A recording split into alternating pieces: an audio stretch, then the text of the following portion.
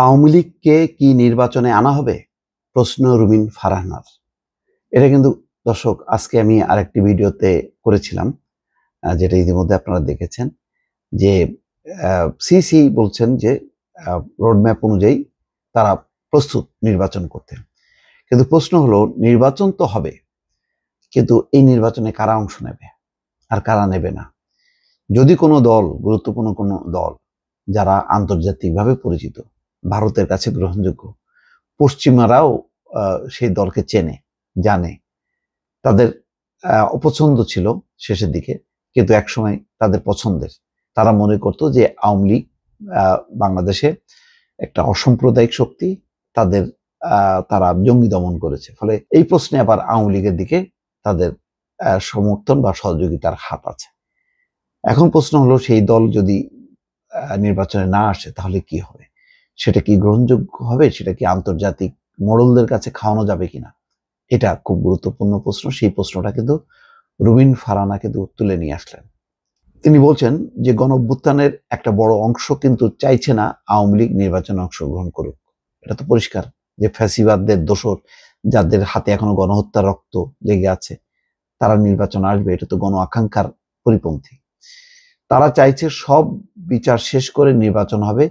অনেক দিক থেকে অনেক প্রশ্ন আছে, সুতরাং আমরা শুধু আজ আর কালের কথা ভাবলে হবে না, আজ থেকে 10 থেকে 20 কিংবা 50 বছর পর কি হবে সে কথাও ভাবতে হবে।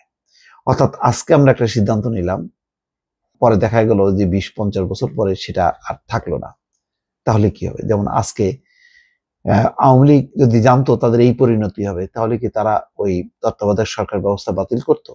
এটা একটা প্রশ্ন। মঙ্গলবার দুপুরে ব্রাহ্মণবাড়িয়া প্রেস ক্লাবে সাংবাদিকদের সঙ্গে মত বিনিময়কালে রুমিন ফারহানা এই কথা বলেন। তিনি বলা হবে 2014-18 সালের নির্বাচনে যা হয়েছে 24-25 সালের নির্বাচনেও তাই হয়েছে। সুতরাং এই সব কিছু মাথায় রেখেই আমাদের নির্বাচনের পথটা পাড়ি দিতে হবে। অর্থাৎ 14-18 সালের নির্বাচনে যা হয়েছে 24-25 সালের নির্বাচনও তাই হয়েছে। অর্থাৎ যাতে আগামী যে নির্বাচনটা হবে সেই নির্বাচনটা যাতে কলঙ্কযুক্ত যেই নির্বাচনগুলো আছে তার সাথে যাতে তুলনা করা না হয়, সেই চিন্তাটা মাথায় রেখে নির্বাচনের পথ পাড়ি দিতে হবে। খুবই ইঙ্গিতপূর্ণ কথা। নিঃসন্দেহে রুমিন ফারহানা বলছেন, আওয়ামী লীগ যদি নির্বাচনের মাঠে আসে তাহলে নির্বাচনের মাঠের পরিবেশ কি হবে?